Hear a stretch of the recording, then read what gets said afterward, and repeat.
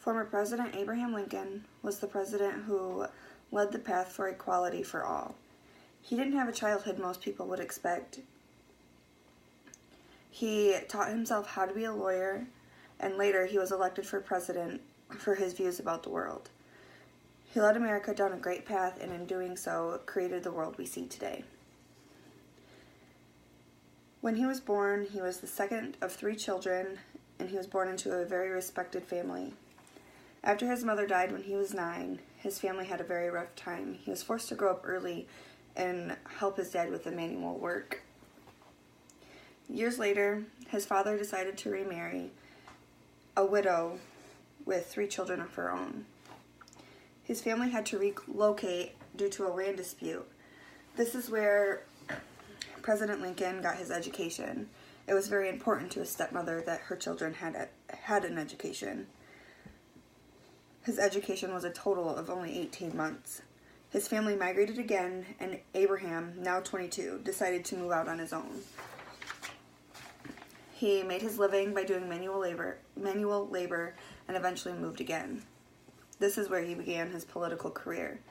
He began his political career in 1834 when he was elected to the Illinois State Legislature as a member of the Whig Party. Around this time, he decided to become a lawyer. He taught himself law by reading William Blackstone's Commentaries of Law of England. He was admitted into the bar in 1837. After he was admitted, he moved to Springfield, Illinois to practice law at the John T. Stewart law firm. In 1844, Lincoln partnered with William Herndon to practice law. Soon after, he decided Springfield didn't have enough work and followed the court to make as it made its rounds on the circuit.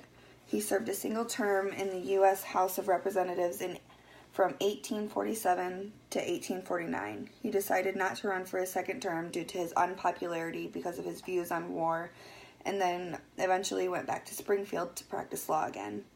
In 1860, he was nominated for the presidency because of his moderate views on slavery. After his election to the presidency, Lincoln was selected a strong cabinet made up of many of his political rivals. This became one of his strongest assets during his first term. The Civil War started the following year. This war would turn out to be one of America's costliest and most deadliest wars. Soon after Lincoln became the president, 7 southern states seceded from the Union. After the Emancipation Proclamation in 1863, the war effort improved for the North. In 1864, Lincoln's presidency was challenged, and he thought he would only be a one-term president. He won the election by a landslide that year, and in 1865, General Robert E. Lee surrendered his army to the Union General Ulysses S. Grant, and the war was over. Only 6 days after the war ended, President Lincoln was assassinated. Although Lincoln's life was short, he completed a lot during his lifetime. He didn't come from a very wealthy family, but became a very respected person in the community. He used his resources to become a lawyer, and then later became the 16th President of the United States. He changed our world as we knew it, and it was for the better.